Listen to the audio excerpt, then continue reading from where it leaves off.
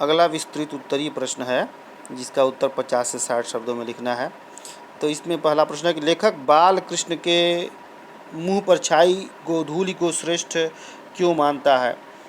तो वो इसलिए श्रेष्ठ मानता है क्योंकि यह धूल उनके सौंदर्य को कई गुना बढ़ा देती है। यहाँ कृत्रिम प्रसाधन सामग्री की निरर्थकता को व्यक्त किया गया है। फूलों के ऊपर रेणु का मतलब धूल के कण उनकी शोभा को बढ़ाती है, वही शिशु के मुंह पर उसकी स्वाभाविक पवित्रता को निखार देती है। सौंदर्य प्रसाधन उसे इतनी सुंदरता प्रदान नहीं करते जितनी धूल करती है, इसलिए लेखक धूल के बिना किसी शिशु की कल्पना कर ही नहीं सकता। अगला प्रश्न है कि लेखक ने धूल और मिट्टी में क्या अंतर बताया है। तो लेखक ने माना है कि मिट्टी और धूल में उतना ही अंतर है जितना कि शब्द और रस में, देह और जान में अथवा चाँद और चाँदनी में होता है। जिस प्रकार ये अलग अलग होते हुए भी एक है, उसी प्रकार धूल और मिट्टी अलग नाम होकर भी एक ही है। मिट्टी की आभा का नाम धूल है और मिट्टी के रंग रूप की पहचान उसकी धूल से होती है। जीवन के सभी अनिवार्य सार तत्व मिट्टी से ही मिलते हैं। जिन फूलों को हम अपनी प्रिय वस्तुओं का उपमान बनाते हैं वे सब मिट्टी की ही उपज हैं। रूप, रस, गंध, स्पर्श इन्हें मिट्टी की देन माना जा सकता है। मिट्टी में जब चमक उत्पन्न होती है तो वह धूल की पवित्र रूप ले लेती है। यही धूल हमारी संस्कृति की पहचान है। अगला प्रश्न है कि ग्रामीण परिवेश में प्रकृति धूल के कौन कौन से सुंदर चित्र प्रस्तुत करती है। तो तमाम सुंदर चित्र प्रस्तुत करती है। जैसे ग्रामीण परिवेश में पले बड़े बच्चे धूल में सने दिखाई देते हैं। यह धूल उनके मुख पर उनकी सहज पवित्रता को निखार देती है। गांव के अखाड़ों में भी धूल का प्रभाव दिखाई देता है ना।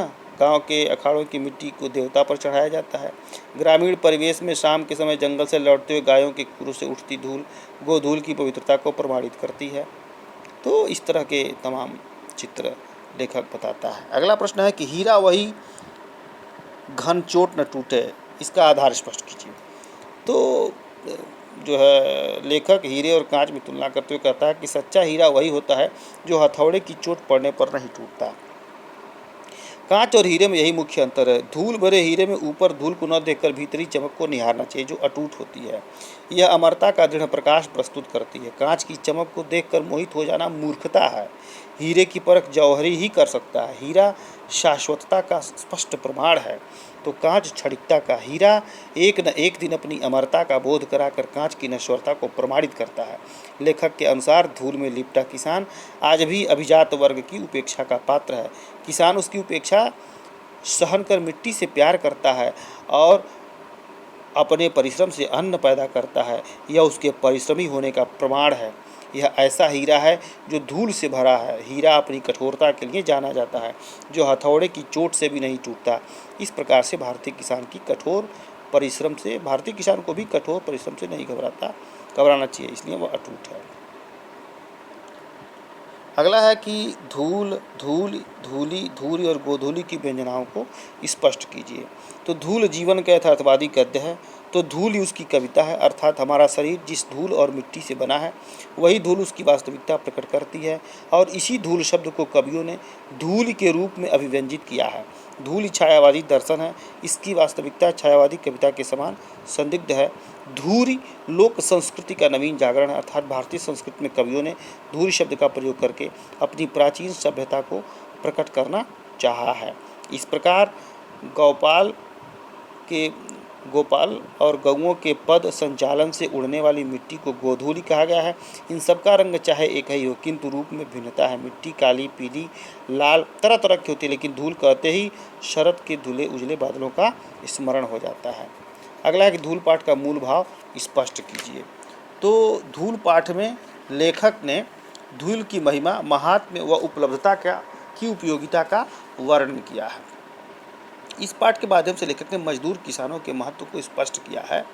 उसका मानना है कि धूल से सना व्यक्ति घृणा अथवा उपेक्षा का पात्र नहीं होता, बल्कि धूल तो परिश्रमी व्यक्ति का परिधान है। धूल से सना शिशु धूल भरा हीरा कहलाता है। आधुनिक सभ्यता में पले लोग धूल से घृणा करते हैं। वे यह नहीं जानते कि धूल अथवा मिट्टी ही जीवन का सार है। मिट्टी में ही सब पदार्थ उत्पन्न होते हैं। इसलिए सती मिट्टी को सिर से, सैनिक आँखों से तथा आम नागरिक स्नेह से स्पर्श करता है। अतः लेखक ने देश प्रेम और संस्कृति के प्रतीक धूल को अपनी सूक्तियों, लोकोक्तियों तथा उदाहरणों के माध्यम से प्रतिपादित किया है। अगला प्रश्न है कि कविता को विडंबना मानते हुए लेखक ने क्या कहा है। तो लेखक का विचार है कि गोधूलि पर अनेक कवियों ने कविता लिखी है, परंतु वे उस धूल को सजीवता से चित्रित नहीं कर पाए जो गांव में संध्या के समय गायें चरा कर लौटते समय ग्वालों और गायों के पैर से उठकर सारे वातावरण में फैल जाती है।